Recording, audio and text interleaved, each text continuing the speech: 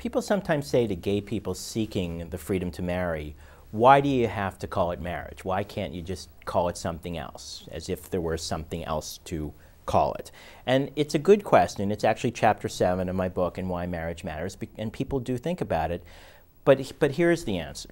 The answer is that one of the main protections that comes with marriage is the word marriage. When you say, I'm married to somebody, everyone knows who you are in relationship to the primary person you're building your life with. It's a statement that brings you into a vocabulary of love and commitment and dedication and self-sacrifice that provides security and support in a way that we may take for granted, we may take as automatic, we may not think about, but it is a statement that most people know is so important that they actually wear its symbol on their hand.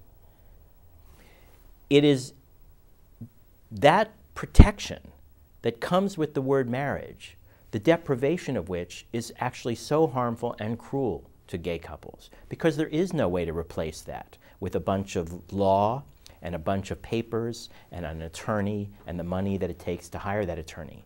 If people have to argue about who they are in relationship to their family member, their partner, their lover, their spouse, their husband, their wife, every time they move, every time they cross a state line, every time they deal with another agency, another bureaucrat, if they have to always be fumbling for papers and fumbling for definitions and trying to explain what they are in this legal mechanism thing that people may have vaguely heard of, but that doesn't even have a verb. Did I civil unionize? Did I domestic partner? That's being deprived of something that matters a great deal to people. And people can test that by asking themselves a few questions. One question is, if civil union and partnership are the same as marriage, then why do we need 2 lines at the clerk's office? Why would we be telling some people, you come in the front door, the rest of you go around the back? And if they're not the same, then what is the government withholding? And why should it be able to withhold it?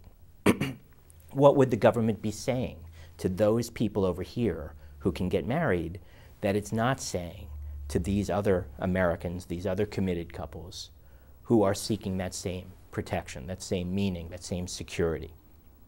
Do we want the government to be able to withhold whatever it is it's withholding? So people really can't, if they're the same, why do we need 2? And if they're not the same, then it kind of answers itself. One of the protections that is denied by trying to shove people into a separate and other institution is shoving them into something that is, unlike marriage, not a system. In other words, marriage is a system. Everyone knows who it is, what it is, no matter what state they're in, no matter whether they're dealing with the federal government when it comes to Social Security or income tax, or when they're traveling. It's a system.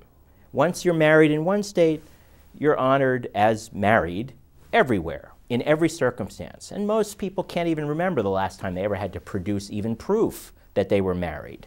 The power of the thing itself put them in the system that provided security and clarity and dignity and legal protections to them and their loved ones. Civil union, partnership, some of these new legal mechanisms that are being created to both give and withhold as parallel other things for same-sex couples are not a system.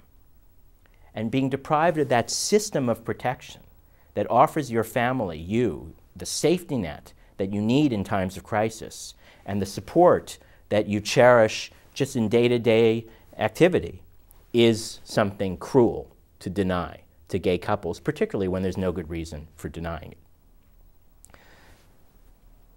So civil union and partnership can be good steps in the sense that any provision of legal protection is better than not providing legal protection.